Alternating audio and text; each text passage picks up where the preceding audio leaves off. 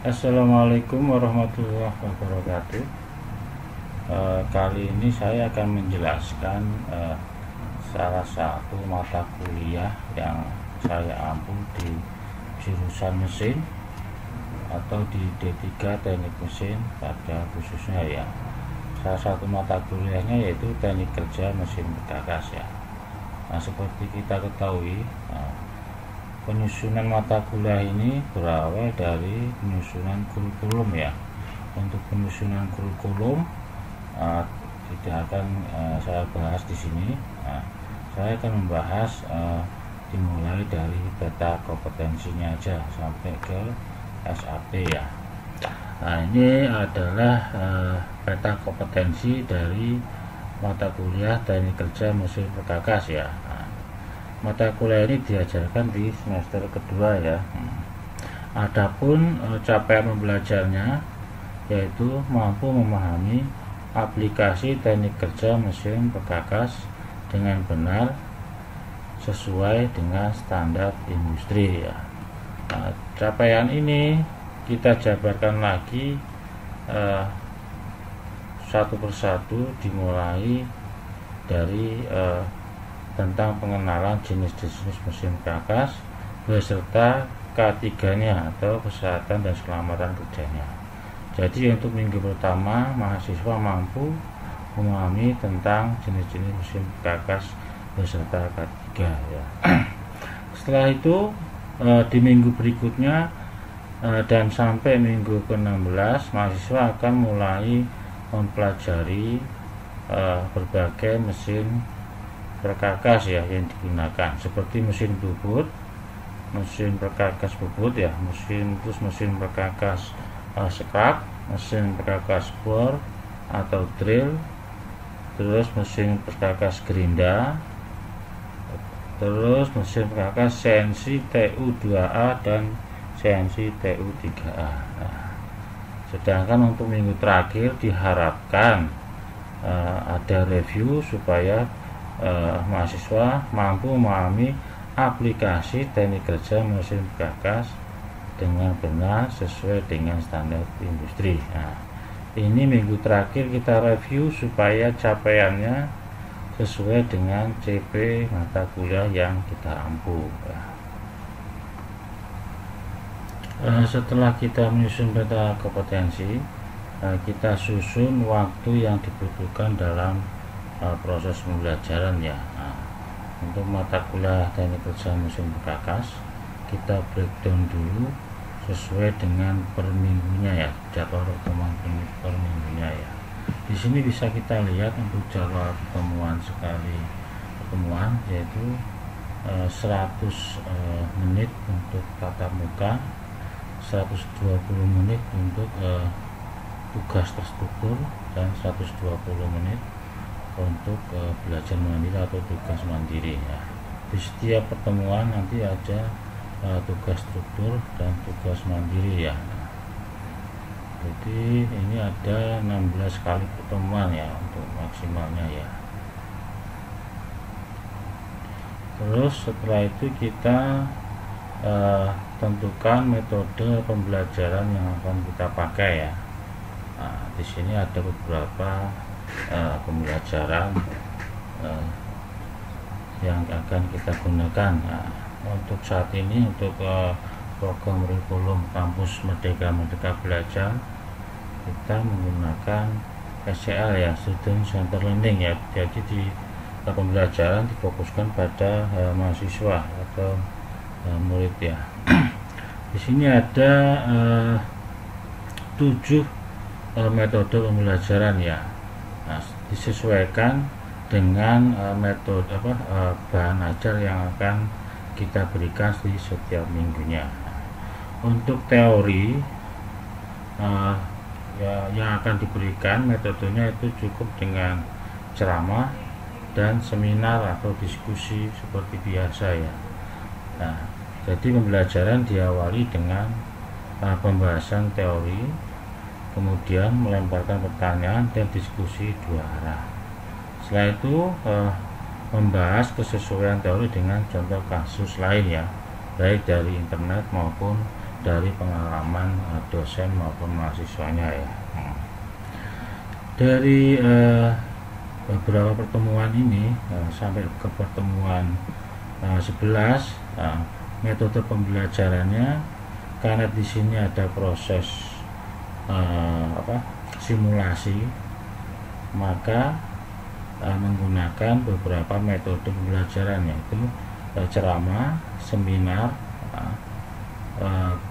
project based learning, collaborate learning, dan simulasi. Untuk project based learning ini, mahasiswa dibagi beberapa kelompok untuk mengerjakan satu tugas pemrograman dari CNC TU2A maupun TU3A.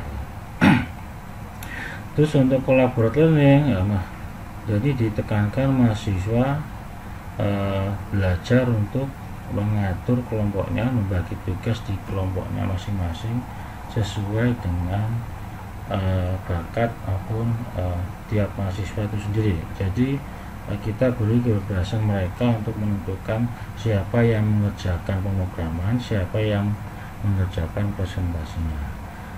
Terus yang terakhir, metode simulasi ya. Simulasi kebetulan ini kan mata kuliah teori, belum ada prakteknya. Nanti simulasinya memakai program software yang free ya. Jadi yang free yang biasa digunakan untuk simulasi CNC TU2A maupun 3A.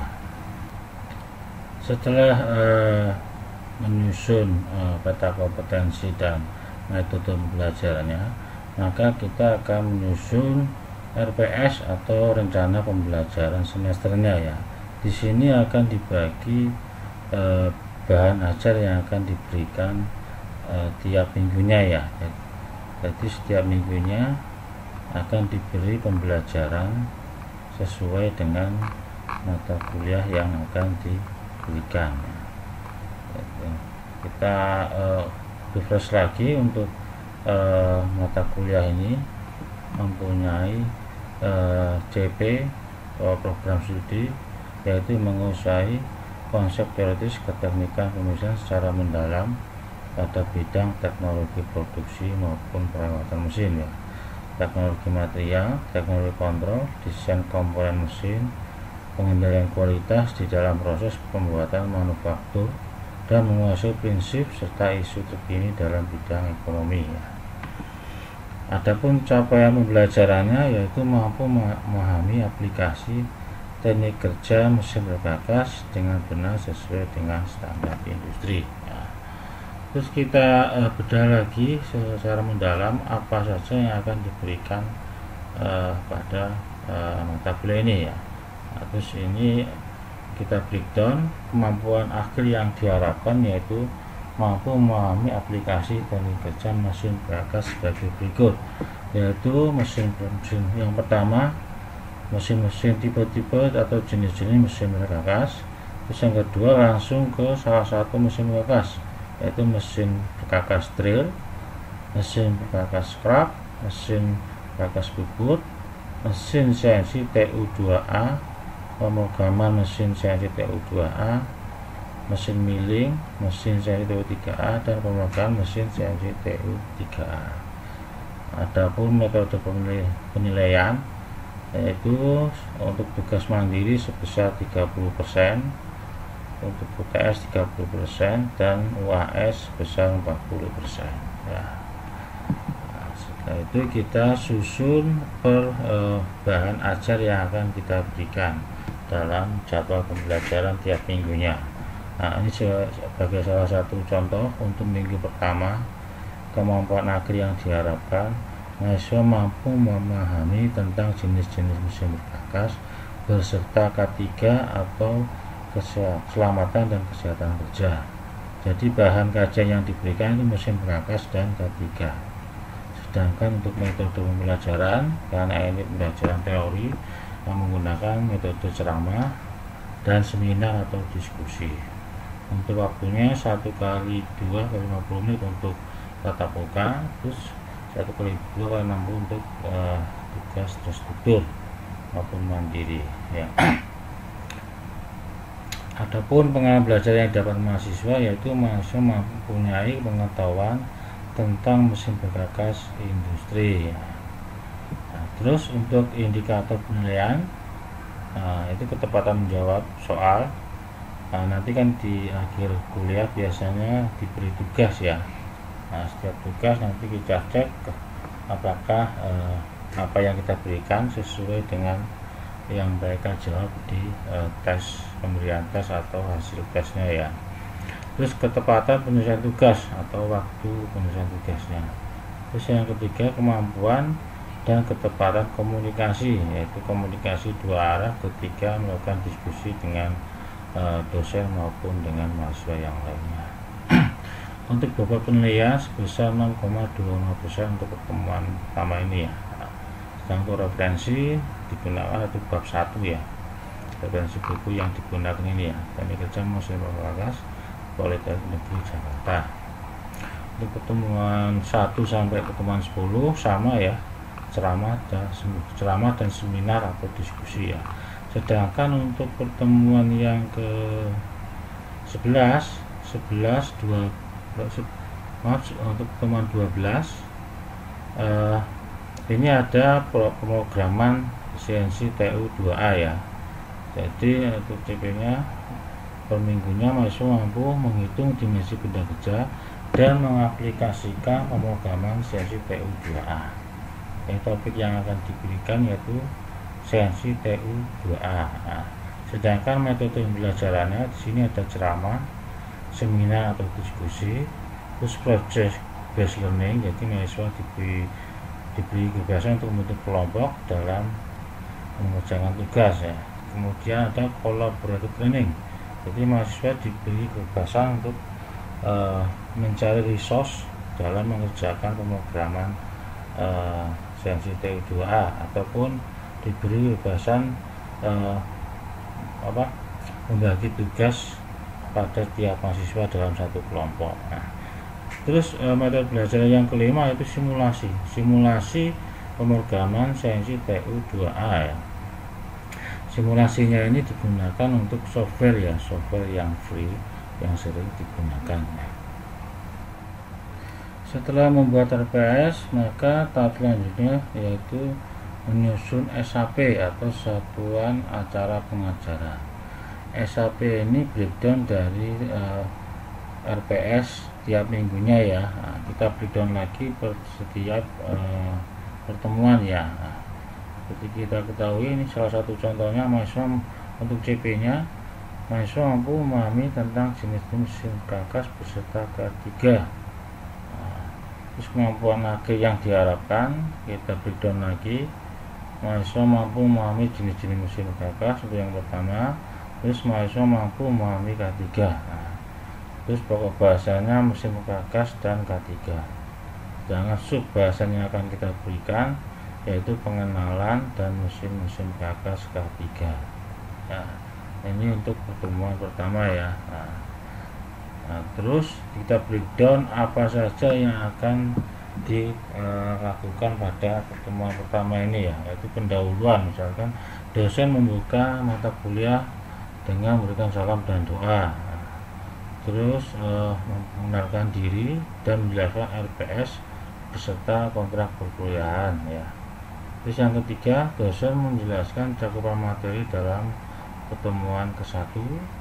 Terus yang keempat, dosen menjelaskan capaian pembelajaran atau kompetensi atau hasil pembelajaran mata kuliah khusus untuk pertemuan 1 ya. Terus yang kelima, dosen menjelaskan platform e-learning yang akan digunakan ya. Kebetulan kalau ini untuk pembelajaran secara daring ya.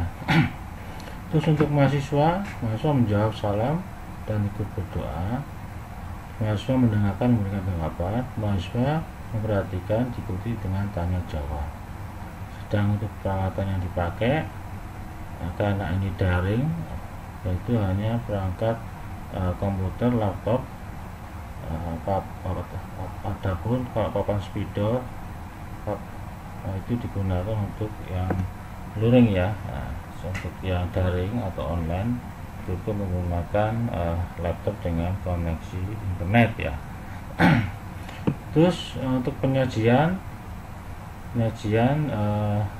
yang pertama, dosen mengenalkan diri dan mahasiswanya. Untuk kedua, dosen menjelaskan jenis-jenis mesin perkakas. Terus yang ketiga, dosen menjelaskan K3. Nah, terus mahasiswa mendengarkan dan memberikan tanggapan. Terus mahasiswa memperhatikan, diikuti dengan tanya jawab ya. Sedangkan untuk penutup, dosen menutup perkuliahan dengan memberikan rangkuman materi pembelajaran pada pertemuan pertama. Terus yang kedua, dosen mengecek ketersampaian JP pertemuan pertama dengan bertanya jawab kepada mahasiswa ataupun memberikan tugas ya. Terus yang ketiga, dosen memberikan penjelasan tentang tugas mandiri ya, pada pertemuan pertama. Terus yang keempat, dosen memberikan gambaran umum tentang mata kuliah yang akan datang atau minggu berikutnya ya. Terus untuk mahasiswa mendengarkan dan memberikan tanggapan. Terus mahasiswa memperhatikan, diikuti dengan tanya jawab dan mengerjakan tugas yang diberikan oleh dosen tadi ya. Ini salah satu contoh SAP pada pertemuan pertama ya. Jadi SAP itu penjabaran dari RPS pertemuan per sekali pertemuan ya. Jadi untuk 16 kali pertemuan akan dibuat SAP sebanyak 16 kali juga ya. Berikut juga untuk pertemuan kedua, di sini lebih detail lagi ya untuk CP-nya ya. Nah, ini lebih khusus ke arah mesin perkakas yang akan dibahas ya. Untuk pertemuan kedua ini perkakas drill ya. Nah, jadi lebih langsung membahas mesin perkakas drill. Terus dijabarkan lagi sampai subbahasan yang akan diberikan ya, seperti fungsi mesin perkakas drill, jenis-jenis perkakas drill, bagian-bagian mesin perkakas drill, dan peralatan pendukung mesin perkakas drill. Adapun kegiatan pembelajaran susunannya sama seperti SAP yang pertama ya, hanya subbahasannya yang berbeda ya. Ini salah satu atau salah dua contoh dari SAP yang akan kita ajarkan nanti di setiap pertemuan. Setelah kita membuat SAP, kita akan membuat rancangan tugas dan rubrik penilaiannya ya. Jadi setiap pertemuan nanti ada tugas ataupun rancangan tugas dan rubrik penilaian disusun seperti ini ya. Di sini kebetulan untuk pertemuan ke-6 ya. Tujuan tugasnya yaitu mahasiswa mampu memahami fungsi dan prinsip kerja mesin perkakas benda ya. Tujuan tugasnya bersifat teori ya, masih bersifat teori, fungsi dan prinsip kerja mesin gerinda. Terus yang harus ditugaskan pada mahasiswa yaitu fungsi dan prinsip kerja mesin gerinda, bagian-bagian dari mesin gerinda dan fungsinya, dan macam-macam peralatan mesin gerinda. Terus metode cara mengerjakannya, tugas dikerjakan secara individu ataupun deskripsi keluaran tugas yaitu ditulis tangan pada kertas APS, rapi dan bisa ditulis semua orang. Tugas di-scan dan di-upload di e-learning. Karena ini kan pembelajarannya secara daring ya atau online. Sedangkan batas waktu pengumpulan tugas 1 jam atau 2 jam setelah pemberian tugas ya. Adapun struktur penilaian, yang pertama itu struktur penulisan, mempunyai nilai 10%, ketepatan menjawab 70%, ketepatan waktu 10%, dan referensi yang digunakan mempunyai bobot nilai 10%. Berikut adalah asesmen alternatif untuk kerja kelompok ya. Ada rubrik penilaian dan asesmen alternatifnya ya. Ini untuk tugas yang berkelompok ya. Jadi untuk objek harapannya menghitung dimensi benda kerja, aplikasi pemrograman CNC TO3A. Terus yang harus dikerjakan, mahasiswa mampu mengerjakan dimensi benda kerja dan mengaplikasikannya dengan pemrograman CNC TU3A.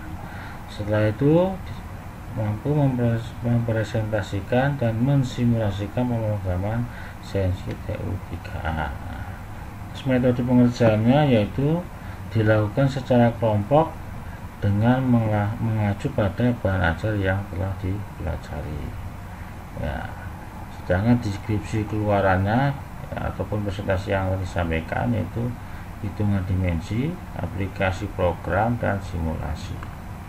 Nah, sedangkan untuk rubrik penilaiannya, karena ini tugas kelompok, maka ada dua penilaian, yaitu penilaian secara individu dan penilaian secara kelompok. Ya. Untuk penilaian individu kita berikan konsep seperti ini ya. Nah, itu kontribusi terhadap tugas 10%, keaktifannya 10%, dan pemahaman terhadap metode ataupun sistem 20%. Nah, ini nanti dijumlahkan sehingga didapatkan subtotal dari ini ya. Nah, ini untuk penilaian individu bobotnya sebesar 40% ya.